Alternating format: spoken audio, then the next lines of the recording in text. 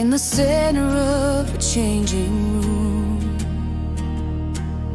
A man steps forward, breaking gloom. Bald head shining in the steady light. I set firm, prepared to fight.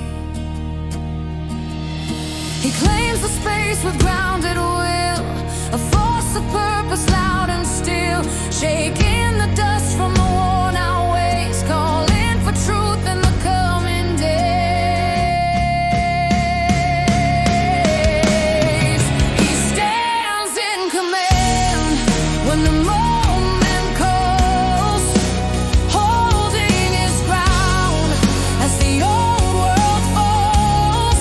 Power rising through steady breath, bold enough to challenge death, yet strength must walk with the wise ahead, in the heart of the man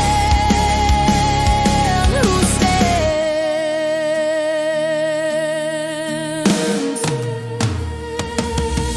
People watch with a cautious eye, wondering if his rise will heal or try. He moves through shadows with a sharpened tone, but even leaders walk past